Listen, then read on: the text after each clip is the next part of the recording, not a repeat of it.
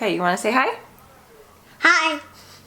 Hi everyone, welcome to Too Cool for Middle School. My name is Megan and I'm a middle school history and English teacher in Southern California. I recently had the opportunity to talk with a bunch of other history teachers from around the country about what we do now as history teachers in the wake of George Floyd and Ahmaud Arbery and Breonna Taylor and COVID and protests and civil unrest that is occurring in our country right now. And in just a few months, maybe even weeks, we will be heading back to the classroom or heading back to the virtual classroom. And as history teachers, we have a great responsibility right now to help our students make sense of all this and put it into context. Currently, I do not teach US history. I currently teach 6th grade history, which in California is like ancient civilizations.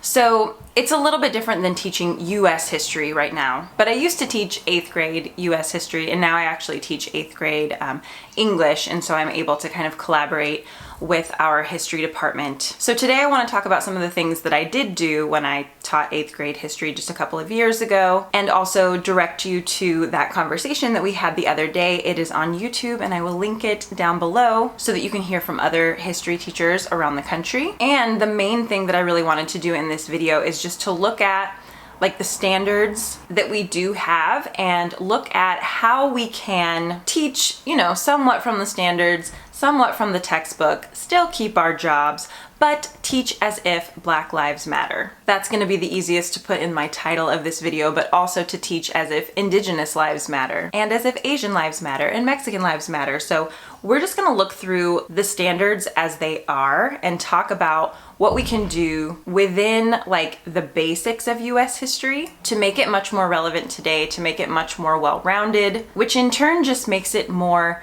accurate. I'm sure I'm not the only one who is seeing that right now, just kind of on like Facebook or social media, the Venn diagram of the people who really have like no basic US history knowledge, like don't even have the fundamentals, and the people who cannot possibly conceive of the concept of white privilege and do not think that systemic racism exists is pretty much a perfect circle. The lack of understanding of basic events and movements and people in US history is a really big problem when we are trying to explain to people how violence against Black people, police brutality against Black people is not some new phenomenon. It's part of a very long history, and in order to solve these problems, we need to get to the root.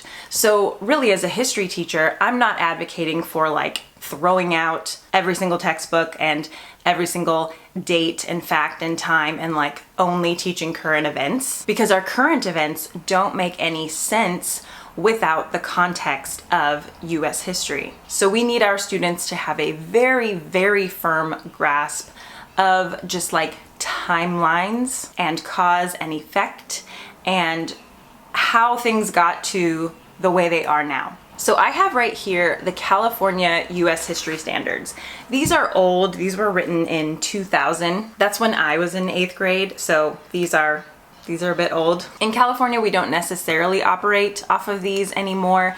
We have a new framework, but the framework is like, it's written in like paragraph form, and it just has like essential questions to work from, which is really good. It's just like for the purpose of this video, it would be a little bit harder to like go through and look at the things that we're being asked to teach. So I'm assuming that like in most states, and all of the states do US history differently, and they do it in different grade levels and all of that, but in most states, you're probably going to cover a lot of the same content. So I thought for the majority of people, this is going to be the most useful. This is probably how most textbooks are laid out. So we're going to go through this today and just kind of think about, as you're planning for next year to teach US history, what are some of the things that you can include? What are some of the mindsets that you can come to this content with? And what are some of the things that you can do to make history more relevant to today? This is not going to be comprehensive or all-encompassing. You're going to have to do a lot of work besides watching this video, but this just might get your wheels turning. I went through this the other day and wrote a lot of notes. So, okay, In California, 8th grade US history covers like the framing of the Constitution up through Reconstruction. So you're not doing everything, you're not doing the Revolutionary War, you're not doing World War I, World War II, all of that. You just kind of have this middle section of US history. But these like formative years of the United States are very, very, very important to understand why things are the way they are today. So if you teach this content, you have a great responsibility to make sure that our students really understand the foundations of our country. One thing to keep in mind is that if your history class is just a series of achievements and progression and the US becoming like better and better with every chapter, you're probably not teaching accurate US history. We really need to be able to get into the conflicts that have existed in our nation since its inception. So definitely do not shy away from the conflicts. Those are going to be really, really important. Okay, and really quickly before we jump into the standards, let me just show you, I'm looking at all my books here. Let me just show you a couple of books that could be useful before we get started. This one is very, very good. Lies, my teacher told me everything American history textbooks get wrong. And this one is the Young Readers edition, so it's just a little bit quicker to go through. It's great for teachers, great for students. I highly recommend this one. This one is also excellent, A Different Mirror, A History of Multicultural America by Ronald Takaki. All US history teachers should have to read this book. Just looking at the table of contents, I need to reread this one. It is great and will give you a very solid foundation for your US history class. This one is another classic, Guns, Germs, and Steel, The Fates of Human Societies by Jared Diamond. Not all of it relates to US history, but all of the sections that do will be very helpful to you. And one last recommendation would be Stamped by Jason Reynolds. This is a remix of the Ibram X. Kendi book that I have right over there, Stamped from the Beginning, but this is a quicker way to get through the material, and it's also student friendly, so you could use this in your class. So for your own reading, start there. That's kind of like the bare minimum. Okay, so let's get into these standards. The first thing that they ask you to do is for students to understand the major events preceding the foundation of the nation and relate their significance to the development of American constitutional democracy. Okay, they're asking you to look at the Great Awakening. I would say that the Boston Massacre and the Boston Tea Party right now are absolutely critical to revisit. We're looking at destruction of property. We're looking at armed police officers or redcoats who confront protesters in the street and they fire upon them, and the first person to die is a man of color, Crispus Attucks, who is Black and Native American. I mean, you might as well just kick off your year right there. You're following the standards, your students are looking at the major events preceding the foundation of the nation, and it is highly, highly relevant to what is going on today. They're also asking you to look at the Declaration of Independence and phrases such as, all men are created equal, that they are endowed by their creator with certain unalienable rights.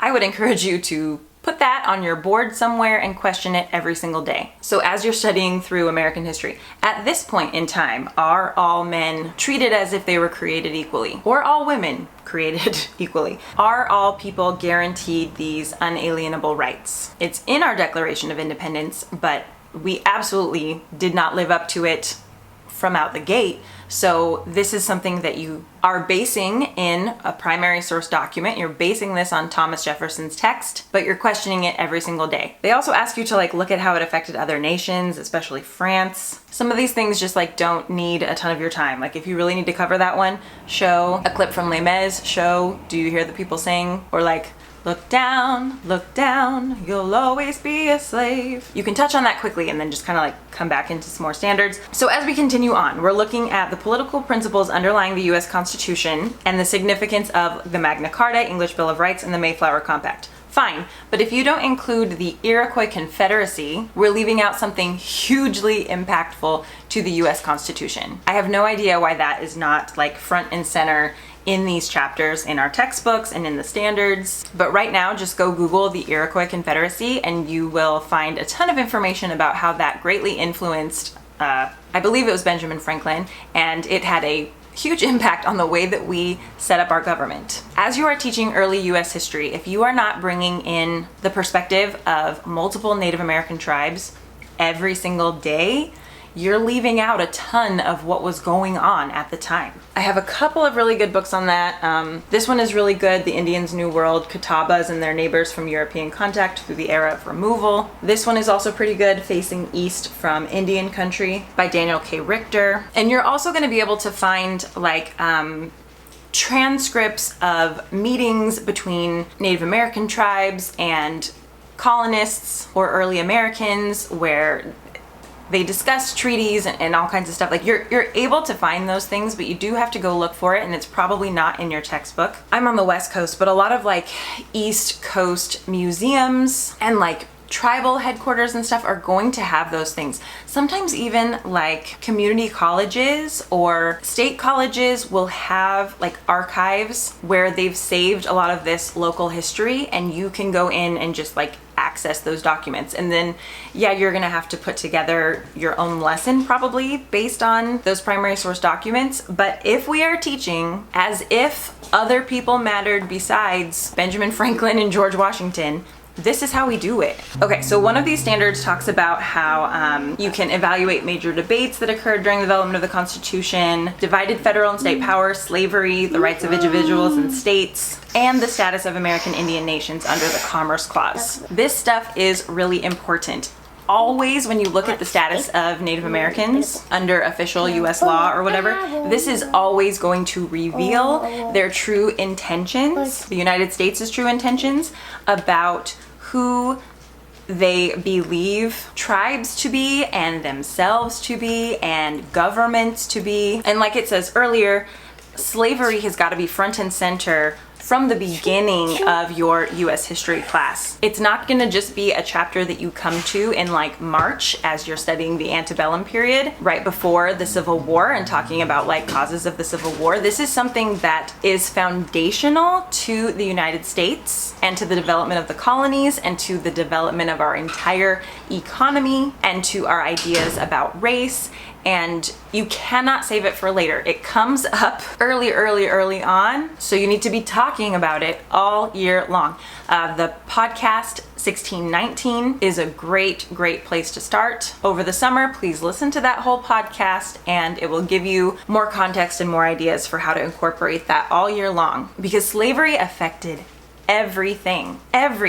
And it doesn't just come up in chapter 11. And this is foundational to the United States, even like the independence of the United States. So England had outlawed slavery, but the colonies' entire economy was built upon slavery. And so that's a huge reason why we fought the Revolutionary War, because we wanted the control over our economy and over slavery. So again, if you're not talking about that with like every single lesson, we're missing the point. Okay, then you've got all of like the Federalist Papers and everything. You can bring in a bunch of fun Hamilton stuff here. Lin-Manuel Miranda did us a great service with turning these cabinet battles into rap battles. I mean, that's like done for you. It's engaging, it's exciting, it's confrontational, it's everything that 8th graders want. Okay, and then we get into the Bill of Rights, and you can absolutely bring in a ton of current events for the Bill of Rights. I mean, and really right now, like with the COVID outbreak, as you're looking at principles of federalism, dual sovereignty, separation of powers, individual rights, we are seeing like the federal government really delegating a lot to like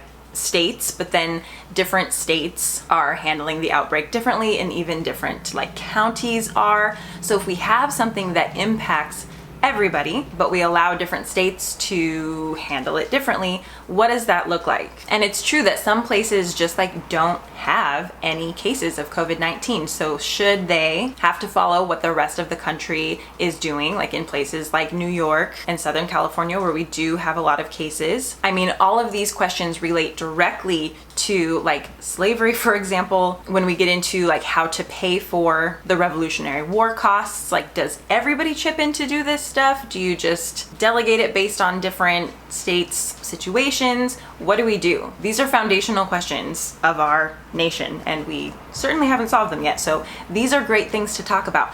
You don't have to have a conclusion to something in order to teach it. Teach the conflict, teach the different arguments, make connections to today. You're still basing this stuff in the standards. You probably still need your textbook in order to get like the basic facts and names and dates and everything. So no one's gonna complain that you're not teaching the content, but you are just making it much more relevant and actually helping kids. And even like, I mean, so many adults that I know need to learn how to apply this to the present day. Okay, continuing on, we still have a lot of like understanding the conflicts between Thomas Jefferson and Alexander Hamilton, foreign policy, Alien and Sedition Acts. So those debates are like perfect fodder for middle school and high school history. You assign, different groups of kids, different positions, and have them look at the statistics of their states and their population and all of that, and, have like mock meetings and sessions and, talk about what you would have done back then. A lot of these like ordinances and stuff are pretty interesting, and how they affected like Native Americans and treaties. Okay, this is gonna be huge.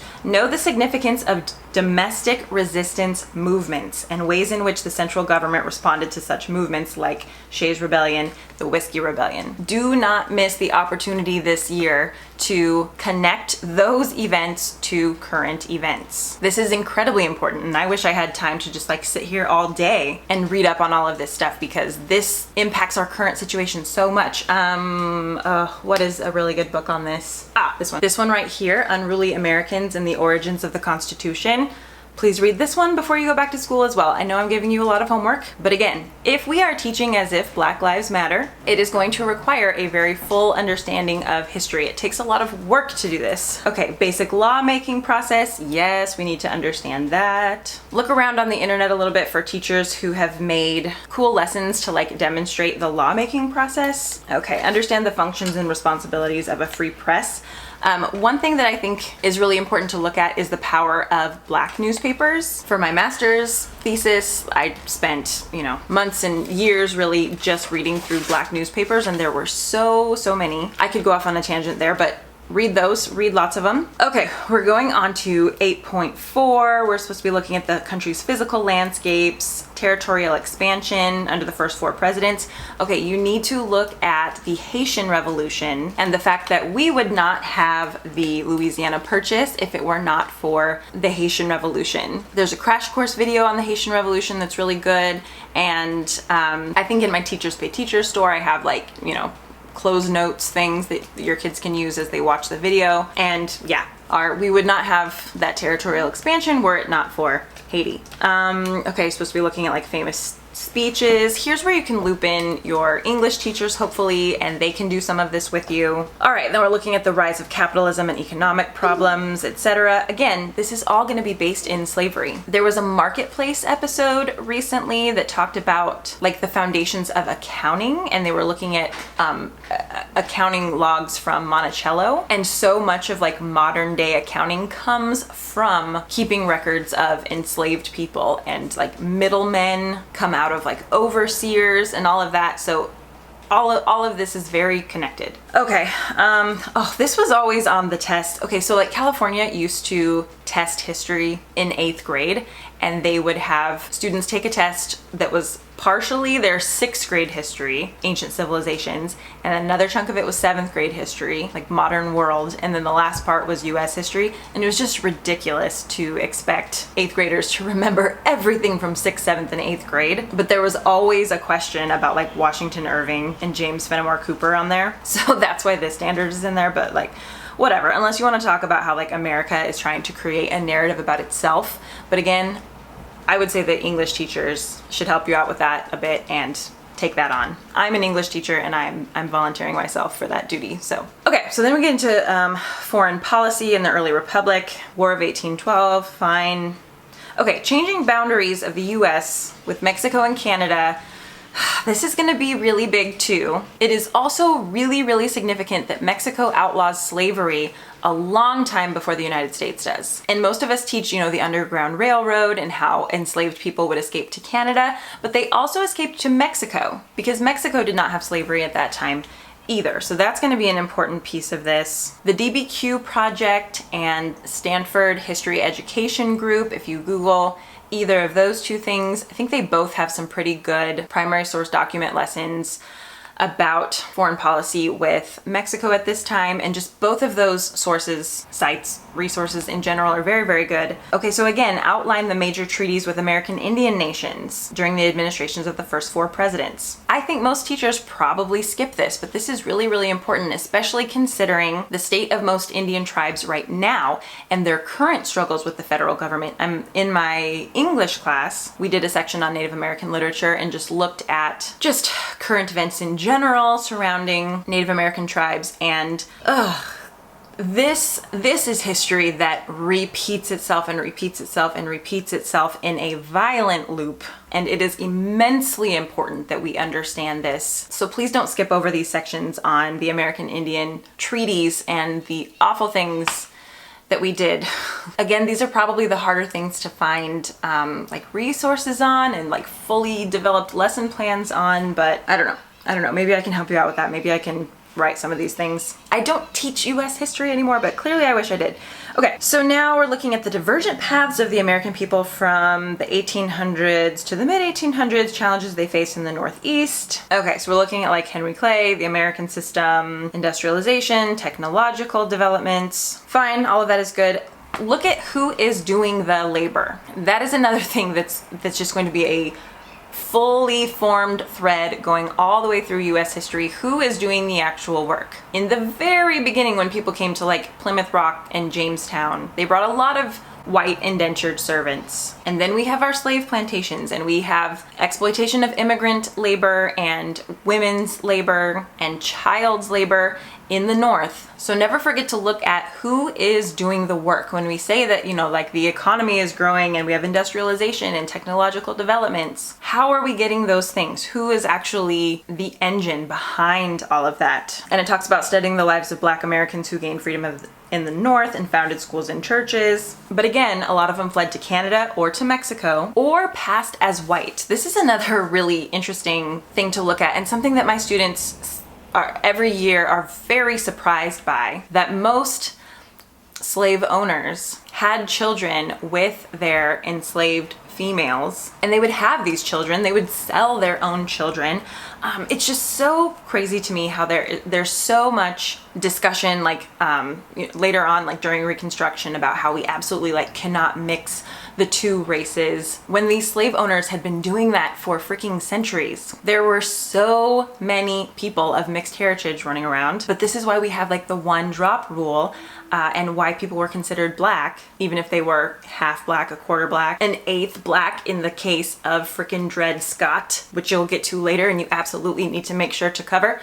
Separate but equal. But a lot of people would, if they were light enough, they would pass as white. Let's see, I have another book recommendation for you. Where is it? Here you go. This one is amazing. The Strange Career of William Ellis, the Texas slave who became a Mexican millionaire. He spoke Spanish because he grew up in Texas, where there were a lot of Mexican workers also working in the cotton fields where he worked. He was like a quarter white, I think, because like his grandfather was a slave owner, and so he was light enough to pass. He could act like he was Mexican. There was a lot of this kind of stuff happening. So, I mean, we had real big talk about how we needed to like keep all of the different races separate, but we didn't even do that.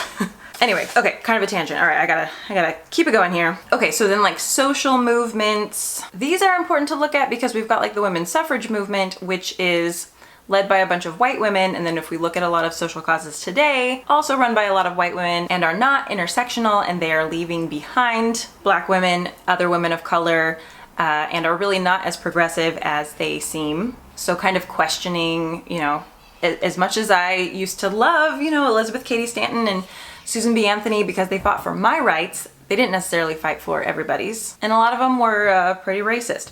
Okay, this is also interesting too, like free public education and its assimilating role in American culture. So for sure we want to look at Native American boarding schools. And then this takes into account like immigrants from all over Europe, and like when they first came here, like they are Italian or they are Irish. How do you become white? How do you become American? Because they did, and we didn't let everybody do that, and so that's really significant. Okay, so then see here, like halfway through we get to like, the South and life in the South. And this is usually when people bring in like slavery and just like, by the way, there was also slavery. But we've covered like hundreds of years at this point. Couple of things to keep in mind are white women's active role in slavery and the slave trade. That book right there called They Were Her Property is another one I'm giving you for homework.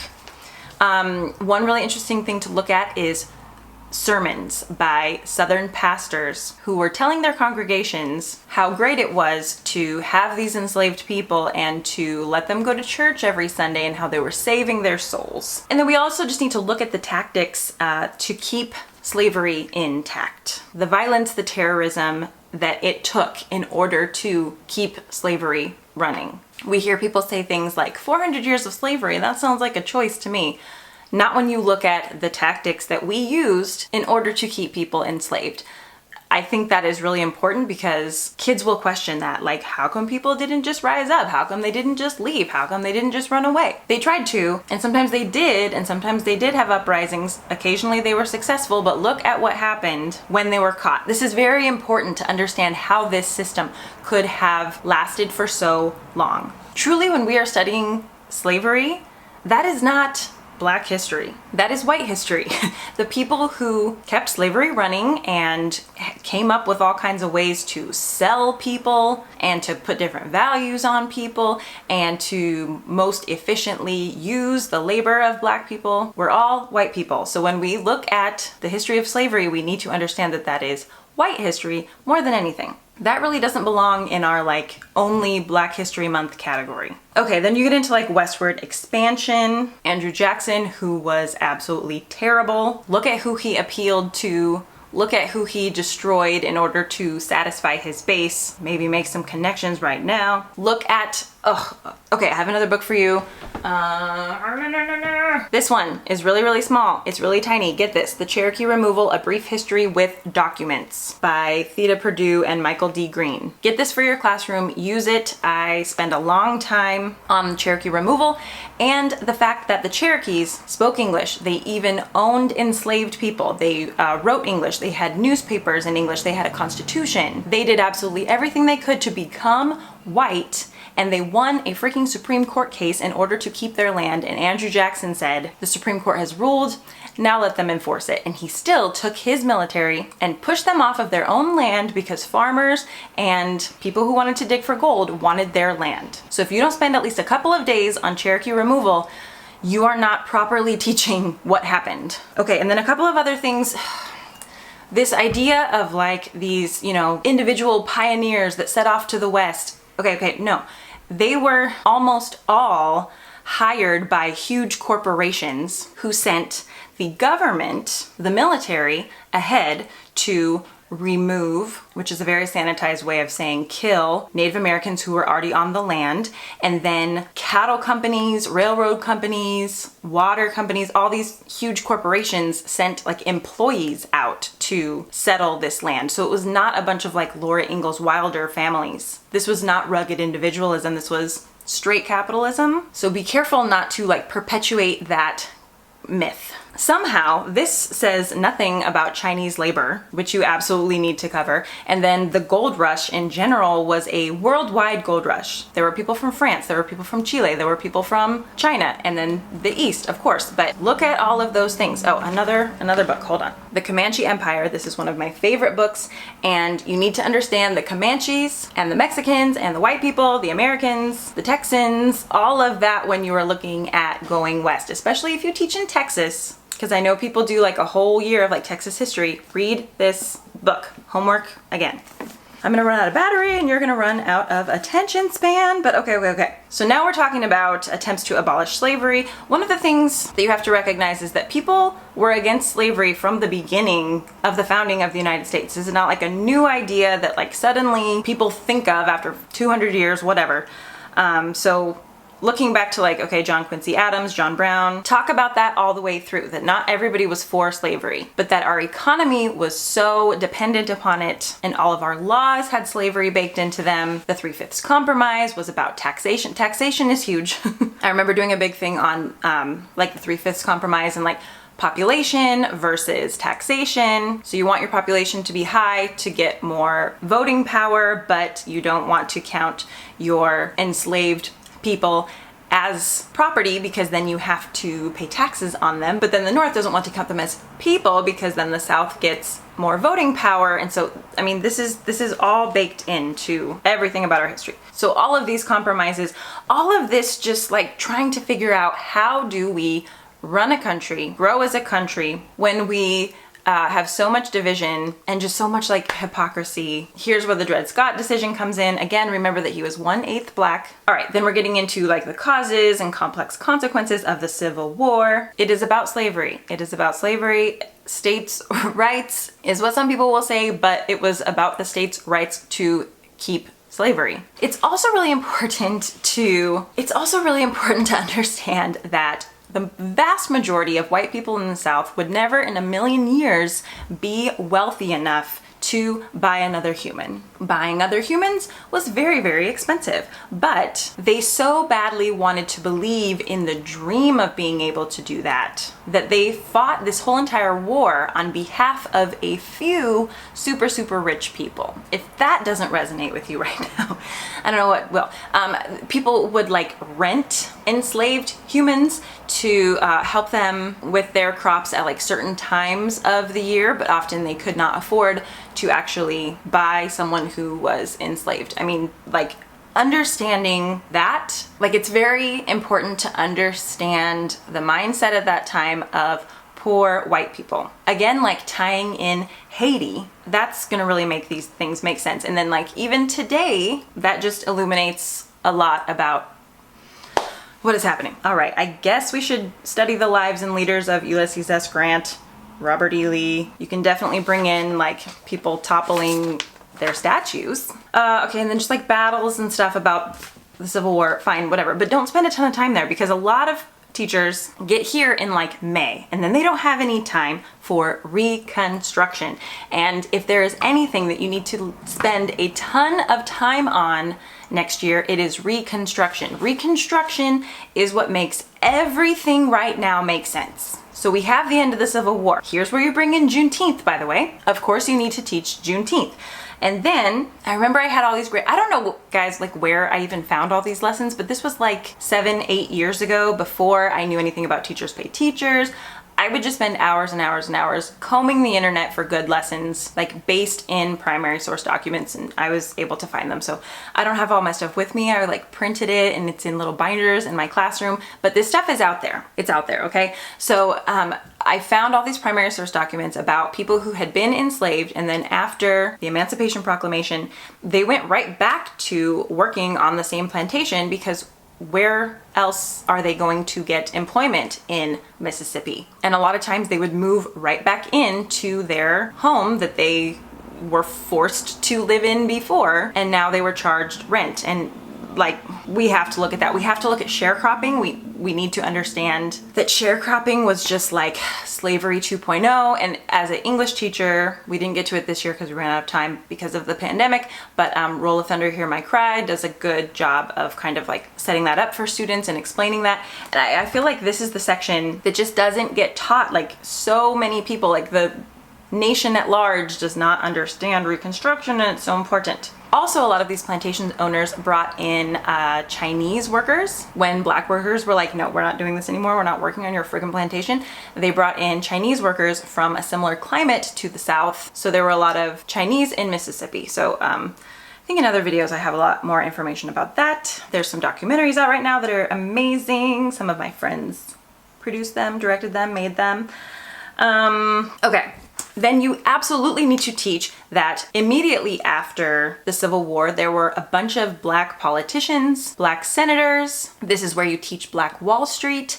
And then look at the backlash. Look what happened when black people were becoming successful. They were no longer under slavery. There was this period of time like before there was a backlash, and then this is when the Ku Klux Klan is established. And that is one of the standards. Like, you better be teaching the Ku Klux Klan. This is historical, this is factual, this is based in standards, this should be in textbooks. This is not a political issue. This is not you like teaching people that white people are bad. This is you teaching that terrorist organizations like the Ku Klux Klan are bad. This is not something that a parent can come in and like complain about. This is something so fundamental to our history that we need to understand. Like, your students should be able to explain why the Ku Klux Klan didn't exist during slavery, but it was founded after slavery. They should know about the Tulsa bombings.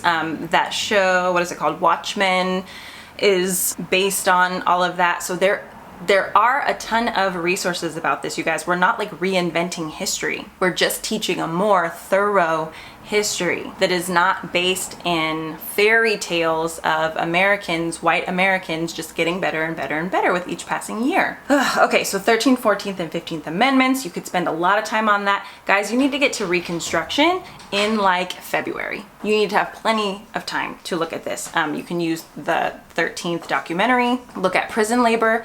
There is a book called Homecoming that I have somewhere, and there's a chapter in that book, Homecoming, about a man who has to do prison labor in mines. So definitely take a look at that. Okay, we are almost done here. Now we are analyzing the transformation of the American economy and changing social and political conditions in the United States in response to the Industrial Revolution. So again, here is where we're looking at like child labor, working conditions, strikes, labor unions. You can look at The Jungle by Upton Sinclair. There are a ton of great like songs and protest literature and all kinds of stuff surrounding this time period. You can do so much with this, and I think that most people kind of run out of time for it and don't really do it. Okay, my battery is about to die, so this video is gonna have to end, but right at the end, again, this like the Chinese Exclusion Act is gonna be really important. The definitions of whiteness are gonna be really important. Nativism is gonna be really important. You can use the Wizard of Oz to show like symbolism of populism and Grangerism and everything happening at this time. And then we end, and you can do like some inventures. But anyway, thank you for watching this video, and I guess we are done now. Okay, bye.